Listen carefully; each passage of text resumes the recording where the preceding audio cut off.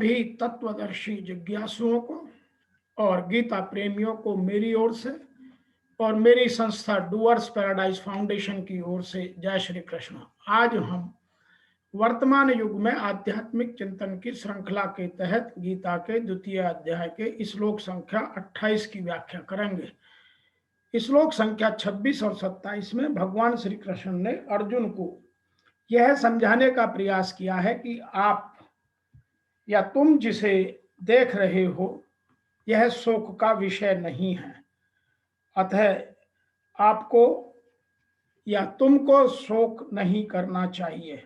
और आगे के श्लोक में भी वह इस तरह की ही जो भीष्म आदि के शरीर हैं उनको मायामय होने की बात करते हैं और अर्जुन को बार बार यह समझाने का प्रयास करते हैं कि आप जिन माया रूपी शरीरों के लिए इतने दुखी हो, इतने द्रवित हो, उनके लिए इतना शोक करने की आवश्यकता नहीं है।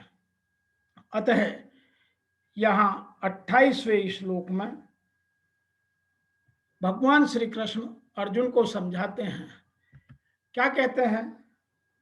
अवक्तद्यानि भूतानि व्यक्तम भयानि भारत है, अव्यक्त निधानानि एव तत्र का परिवेदना।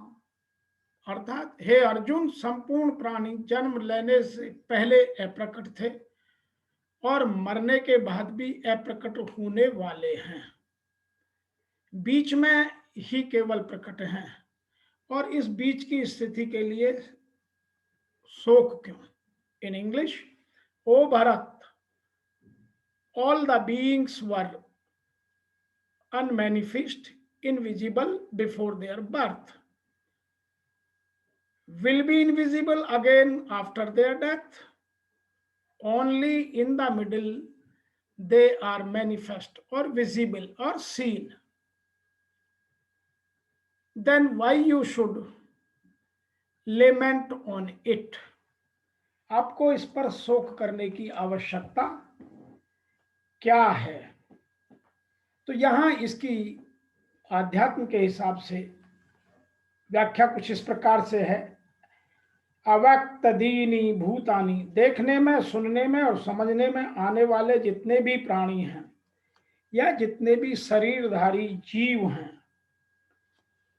वे सब के सब जन्म से पहले अप्रकट थे, अर्थात दिखते नहीं थे, और जन्म के बाद अर्थात मरने के बाद फिर अप्रकट हो जाएंगे, अर्थात इनका नाश होने पर ये सभी नहीं में चले जाएंगे, दिखेंगे नहीं। और ये सभी प्राणी बीच में अर्थात मध्य में, जन्म के बाद और मृत्यु के पहले शरीर के रूप में प्रकट होते या दिखाई देते हैं। जैसे सोने से पहले भी स्वप्न नहीं था और सोने के बाद भी स्वप्न नहीं रहा, ऐसे ही इन प्राणियों के शरीरों का पहले भी अभाव था और पीछे भी अभाव रहेगा, परंतु बीच में भगवान रूप से दिखते हुए वास्तव में इनका प्रतिक्षण अभाव हो रहा है और प्रतिक्षण इनमें ह्रास हो रहा है। तत्र का परिवेदना का भाव यह है कि जो आदि और अंत में नहीं होता, बीच में भी नहीं होता, यह सिद्धांत है। और इस सिद्धांत को मानने के हिसाब से हम पहले व्याख्या कर चुके हैं। सभी प्राणियों के शरीर पहले नहीं थे और पीछे नहीं रहेंगे, अतः वास्तव में बीच में भी नहीं है, परंतु यह शरीर ही पहले भी थी, पहले भी था, पीछे भी रहेगा और बीच में भी रहेगा। निष्कर्ष यह निकलता है कि शरीरों को सदा अभाव है और शरीर ही कभी भी अभाव नहीं था, न अभाव होगा। इसलिए इन दोनों श्लोकों में इसका वर्णन कर हमको समझाने का प्रयास किया गया है। और इसके आगे भगवान 29वें श्लोकों से अलौकिकता का वर्णन करते हुए अर्जुन के समझाने का प्रयास करेंगे। आज यदि मैं वर्तमान युग के चिंतन के हिसाब से इस द्वितीय अध्याय के 28वें श्लोक की व्याख्या करूं तो वह यह भाव सामने आता है कि यह स्वीकार करते हुए कि दो प्रकार के दार्शनिक हैं, एक तो वो जो आत्मा को अस्तित्व को मानते हैं और दूसरे वो जो आत्मा के अस्तित्व को नहीं मानते हैं। कहा जा सकता है कि किसी भी दशा में शोक करने का कोई कारण नहीं है। आत्मा के अस्तित्व को न मानने वाले तो वेदांती नास्तिक कहते हैं। यदि हम तर्क के लिए इस नास्तिकवादी सिद्धांत को मान भी लें तो भी शोक करने का कोई कारण नहीं है। आत्मा के पृथक अस्तित्व से भिन्न सारे भौतिक तत्व सृष्टि के पूर्व अदृश्य रहते हैं। इस अदृश्य रहने की सूक्ष्म अवस्था को या अवस्था से ही दृश्य अवस्था आती है। जिस प्रकार आकाश से वायु उत्पन्न होती है, वायु से अग्नि और अग्नि से जल और जल से पृथ्वी उत्पन्न होती है। पृथ्वी के अनेक प्रकार के पदार्थ प्रकट होते हैं। जैसे यह एक विशाल गगनचुंबी इमारत है जो आजकल आप देखते हैं महानगरों में या अपने शहरों में, अपने गांवों में जो भवन देखते हैं, महल आदि देखते हैं, वह पृथ्वी के रूप से ही प्रकट हुआ है। जब इसे ध्वस्त कर दिया जाता है तो यह अदृश्य हो जाता है और अनंत परमाणु रूप में बनकर एक साथ इकट्ठे कर जाते हैं तो यह भवन दिखाई देने लगता है। शक्ति संरक्षण का नियम बना रहता है, किंतु कालक्रम में वस्तुएं प्रकट तथा अप्रकट होती रहती हैं। समय के साथ साथ स्वयं अपने आप प्रकट होना और स्वयं अप्रकट होना, यह क्रम चलता रहता है। अंतर इतना है, अतः प्रकट होने या अप्रकट होने पर शोक करने का कोई कारण नहीं है।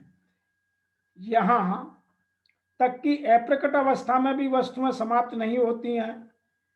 प्रारंभिक तथा अंतिम दोनों अवयवों में से सारे तत्व अप्रकट रहते हैं, केवल मध्य में ही वह प्रकट होते हैं और इस तरह से कोई भी वास्तविक अंतर उनके जीवन में नहीं आता।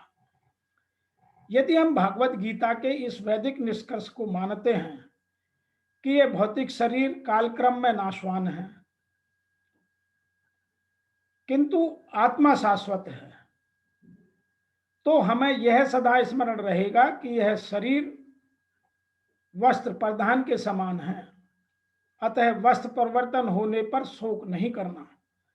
शाश्वत आत्मा की तुलना भौतिक शरीर का कोई यथार्थ अस्तित्व नहीं होता।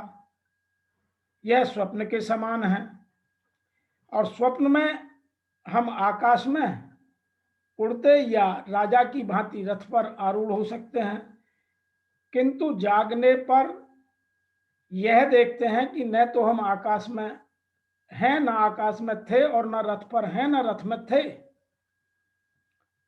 अर्थात वह एक स्वप्न था।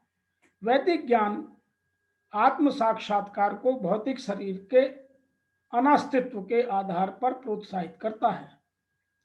अतः चाहे हम आत्मा के अस्तित्व को माने या ना माने, शरीर के नाश के लिए शोक करने का कोई कारण नहीं है।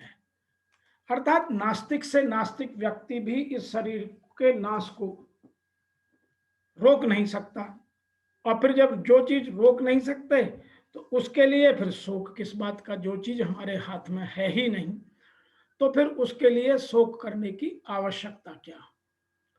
आज के इस 28वें श्लोक में आज इतनी ही व्याख्या, फिर लौकिक व्याख्या के लिए आगे चलते हैं। जो अलौकिकता का वर्णन आगे आगे हमें दिखता जाएगा, मिलता जाएगा, हम आपके साथ साथ उसका वर्णन कर आपको याद दिलाने का, आपको सुनाने का, आपको बतलाने का या आपको ज्ञान में वृद्धि करने का प्रयास मैं और मेरी संस्था करते रहेंगे। तब तक के लिए आपको मेरी ओर से और मेरी संस्था की ओर से ओम नमो भगवते वासुदेवाय नमः।